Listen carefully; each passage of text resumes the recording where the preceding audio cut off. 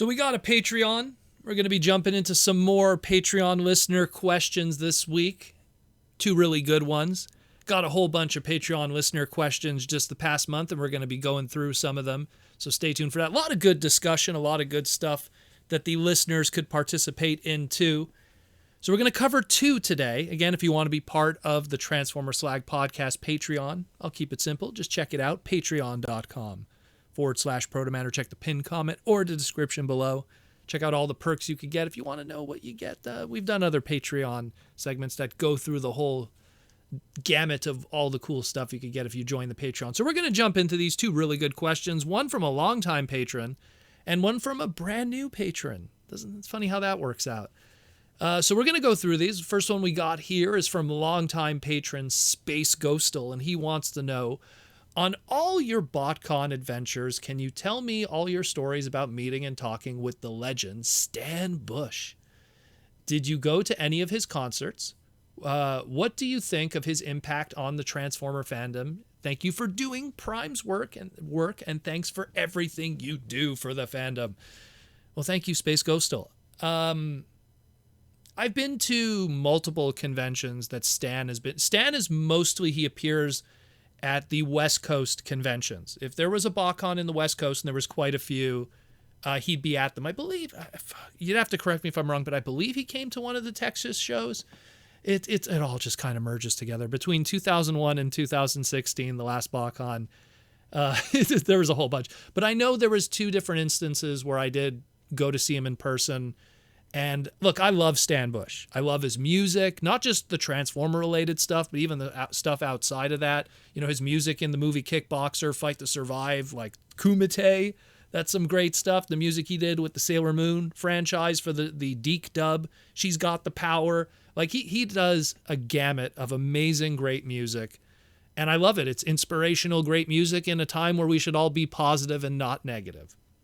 More Stan Bush to ya. But at the same time, you know, after you meet him once or twice, you know, you don't need, it's kind of the sad thing. It's kind of like meeting Peter Cullen. I've met him like 3 times, and I've been to multiple conventions where he's been there, and it's more just he was another dude in the room rather than I gotta see Peter Cullen. But he was a pretty cool dude, very humble, very friendly. I think that he's very grateful that he had this opportunity to do the Transformer movie, because I think both Dare and The Touch has been remixed and redone so many times, because he's very well aware that those are probably his 2 most famous songs out of everything he's done. Again, just a really cool dude. You have to understand, like, my father is a huge 60s and 70s music enthusiast, vinyl record collector. And a lot of my father's friends were like, you know, indie bands and stuff like that from that same era.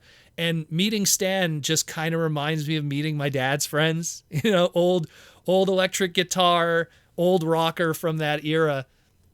And I think he's a cool dude. I really do. Again, he's a really cool, humble dude, always happy to meet the fans. But if you want to hear a funny story, it's not so much mine, but, you know, through proxy of that individual. I don't want to name the artist just in case if he wants to keep his anonymity. But there was one year of BotCon, of the many BotCons, where that artist had his table located next to Stan Bush's table. And I remember at the setup on the Thursday, that artist was like so stoked. He's like, "Oh, dude, I'm going to be next to Stan Bush. That's so awesome. You know, I get to be right next to the guy." And by the end of that weekend, he was like, "Daniel, man, I'm telling you, if I have to listen to Dare and The Touch one more time, I'm going to kill somebody." Because that whole weekend at Stan Bush's booth, they were just playing his music on loop all weekend. You know, it's a good way to attract people to your booth, get some autographs, sell some stuff, sell some merch. But my poor buddy had to be next to that. So, you know, when you think about it, you're sitting in that at your table minimum 8 hours during the span that the dealer room is open. So you're just sitting there for 8 hours across 3 days, and you're listening to The Touch and Dare, which are 3-minute songs apiece, probably on loop. Dare I say, no pun intended, he probably listened to The Touch and Dare, maybe. I mean, someone's got to do the math for me, over 1,000 times over that weekend. So it's something that it could be your favorite song in the world, but sooner or later, it just gets in your ear and kills you. So that's probably one of the more funnier stories. I did go to two of his concerts. He did a live concert in, turning my head, looking at my Bacon programs back in the day. Gosh, what year was that? He did a live concert where he was selling his newer CD that he did. I want to say maybe it was 2001. Maybe it was my first year. And then he did a concert with Vince DiCola in 2016, and it was like an outdoor, Kentucky awesome like country town kind of thing going on. That was really cool. That had Judd Nelson there, David Kaye was there. Like that was a really awesome experience, that one.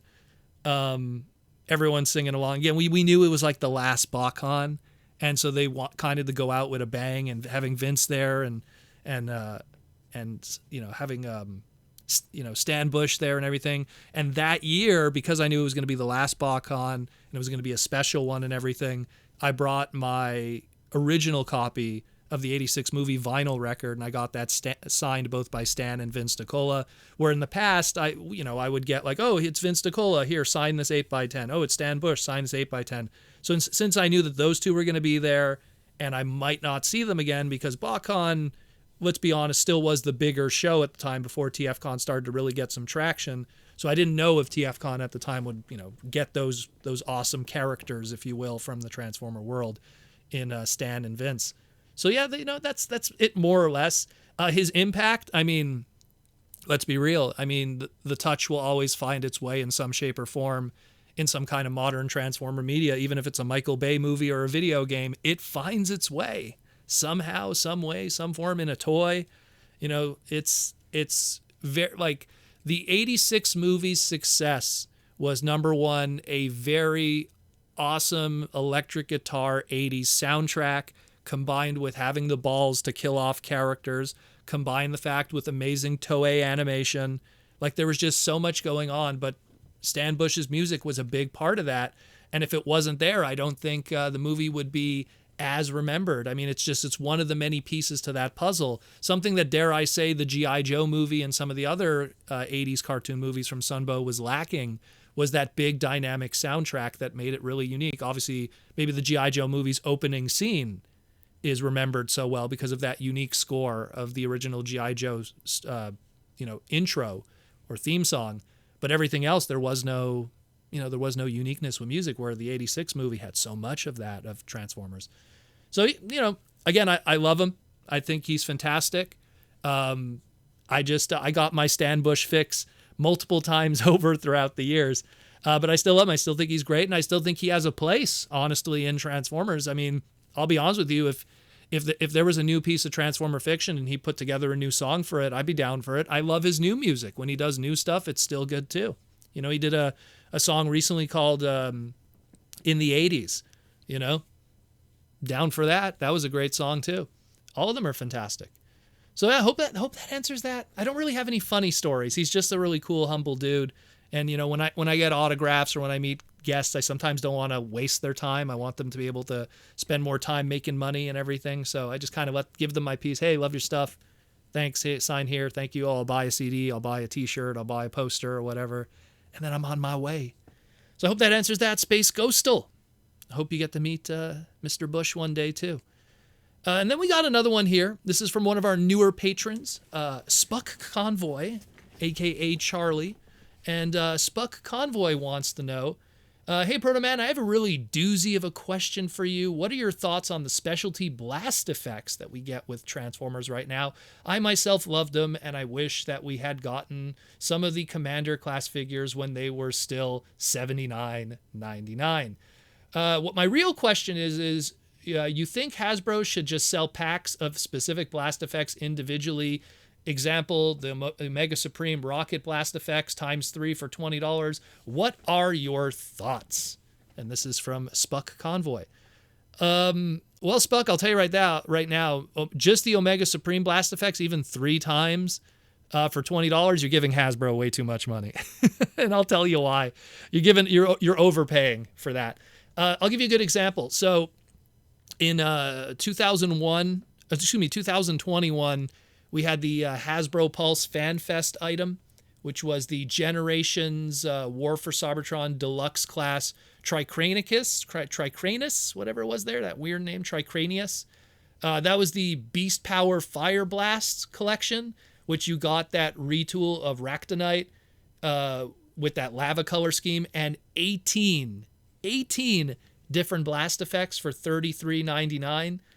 And of those blast effects, it was blue redecos of Siege Jetfire's blast effects, the Blowpipe and Caliburst weaponizer blast effects, and then there was translucent red of Omega Supreme. I think you got two of those, two Omega Supreme ones, the full set of them, all three pieces times two, and two of the Earthrise Sound Barrier ones, also the weaponizers. So you got like 18 in total pieces there for $33.99 plus the figure. So the way I look at it is, okay, the original Ractonite figure, what is that MSRP? Well, that was $22.99. So $22.99 minus $33.99, if you took away the figure, that leaves you with $11. $11. So it's pretty much $11 for 18 blast effects. So, and you get a lot in there, a lot. So if anything, like, yeah, sure, you could convince Hasbro, hey, for $12, give us 18 blast effects. That way that extra dollar goes towards the box or something, But in all honesty, I think that, as much as blast effects are a big game changer for Transformer photography, I think a lot of Transformer fans today are grateful for blast effects because they make it for great photos. There's a lot of extra energy things you could do. It just makes for great stuff. I just don't see them using that as the main draw for selling a product. And again, considering how cheap it is, they're more likely to take those 18 pieces and instead of charging you $12 on paper, they rather tie it to a figure and use that excuse to tie it to a figure and then charge $40-$50 for it. That's just the way I kind of see it. I mean, in theory, it would be cool, especially for fans that want to get specific blast effects, shapes, or colors. But at the same time, they could use it as a vehicle towards giving you a repaint of something. So that's kind of how I see it. I'll ask this question back to the fans. What is their favorite blast effect thus far that we've gotten? For me, it's kind of a coin flip. I really like the blast effects that they gave with the Matrixes, both Commander Rodimus and Studio Series 86 Hot Rod. Really like the blast effects given with those. But also at the same time, if I had to really just like, if I was only allowed one set and I'd use that for all my photography, man, when I got Commander Class War for Cybertron Siege Jetfire, all those blast effects that came with him, I must have used those, just those blast effects alone. I must have used those across so much of my photography over like the past year after that. Like they were just like, when I got, it was like a blast effects set. So if you could get like, honestly, my personal suggestion, if you could get that Siege Jetfire anyway, cheaply, or even, maybe a little above MSRP even, but if you could get it somehow, just the blast effects alone are a nice touch. You got so many in there. And he was kind of like the first example of that where, hey, we're going to give you a whole bunch in one pack. So that's pretty cool. But yeah, I'll go with that. But again, I just can't see them selling it on their own because it's so cheap. and Hasbro rather make some easier, bigger money by tying it to a figure. So I could see them going, hey, we're going to take another 18 blast effects designs, and then they'll turn their head and they'll look at, what do we got going on right now? One of our Junkion that come apart or something. They'll do another color scheme and include a whole bunch of it, or an accessory pack, But they know that the fans love the blast effects. They see it in the photography, including even the Hasbro designers themselves. They use them all the time in their photography, both Evan and Mark, So we see that there's clearly a lot of love for them, and we're going to see a lot more of that. And I hope those answers those two questions. Again, pretty good stuff. Let me know what your favorite blast effects are. Again, I'll settle on the Jetfire ones for now because those are really good. But yeah, again, if you want to be like both Space Ghostal and, of course, our brand new one here, Spuck Convoy, again, patreon.com/Protoman, or check the pinned comment or description below. And rock out with the robots in disguise, and I'll talk to you later this week.